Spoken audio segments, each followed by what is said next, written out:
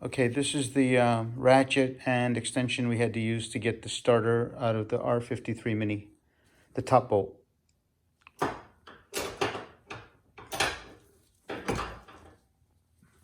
It's still inside the car.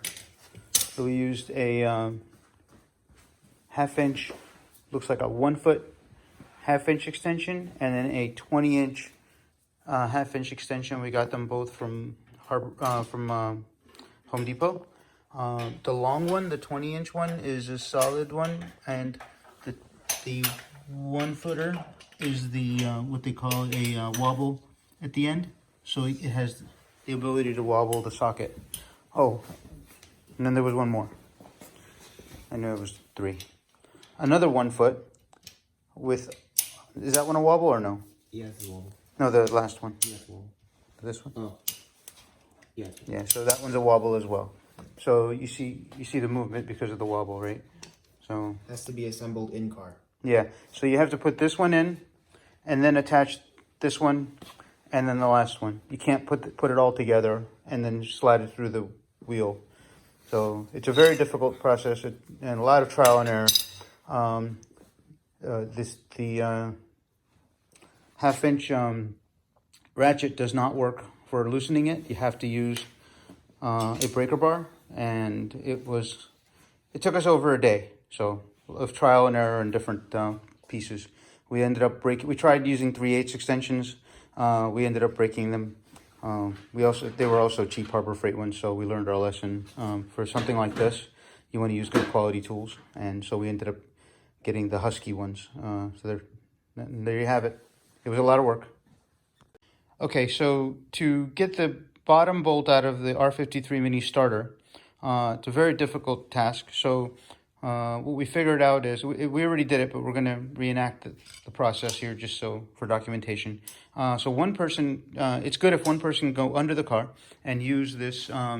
It's a 1 foot half-inch extension with a wobble end and a 15 millimeter socket. So he's going to go under the car and he's going to put it on the starter bottom bolt.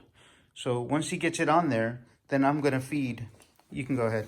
I'm going to feed the remainder of the extension, which is another 1 foot with a wobble at the end of it. So this end is the wobble, and then this end is a hard a no wobble. So basically, it doesn't move at all. And then this is the rest. So this is a 25 inch extension, a 1 foot extension, and then there's another 1 foot extension inside there that he's putting on right now. So that's what you need in order to get to the point where you can actually start turning bolt. So once he gets that in, I'm going to now feed that to him. And note that I'm going over the rotor. Behind the subframe. Behind the subframe, very important. The wheel is turned just a little bit here. Gives you enough access, if you notice right here, between the shock mount and the subframe. You kind of feed it, it's kind of like needling it through, right? It's like threading the needle.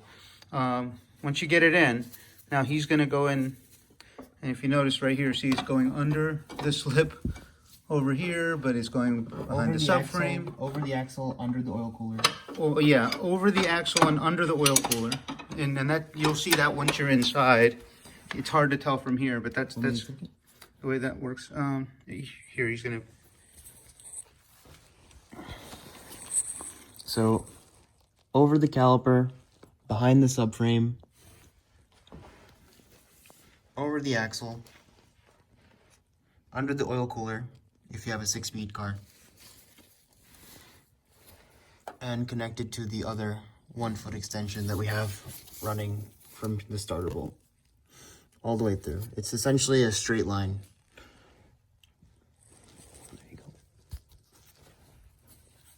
Now, once that's done and you've confirmed that you've got a nice solid fit on the bolt, you want to make sure it's nice and clean fit. Otherwise, it'll slip off and strip your bolt, and you got a big mess on your hands. So you want to make sure it's a nice solid fit on the bolt, and then have that person under the car double check everything. And once it's there, you're basically now left with the the last bit of the extension out about a foot, which is really nice because some of the other videos, which they got the job done, but ours was really, really tight. So, you know, we couldn't do it, but some of the other videos, they did it from down here where, you know, so it was a lot shorter extension, and that's doable, but we tried it for a day from here. We couldn't get enough leverage on it. We tried it from a different angle from the front. We couldn't get the leverage on it. Just wasn't enough room. Once we got it out this far, it made the job a little bit easier, because then we were able to then, you know, put this long breaker bar on it. Don't bother trying an impact gun. You could try, but it didn't work. We had two different ones. We actually went and bought a really good high-end brushless motor one, thinking that, you know, because it said it had 620 foot-pounds of brake point value. It didn't work. So we ended up just using brute force. But once you get this on here like this, and then with two hands, there was a lot of pressure, and we were able to break it. It was probably the hardest bolt we've broken in a while. We've broken a lot of lug nuts and things like that were, you know, put on by air guns that were really tight, but this was pretty hard. And I'm guessing it's probably because of the starter torquing it all the time or whatnot. But at the end of the day, this is the way we got it out. I know other people have had success doing it different ways, but ours was pretty difficult. Took over a day. So, you know, not solid day, but a lot of trial and error. Anyway, good luck.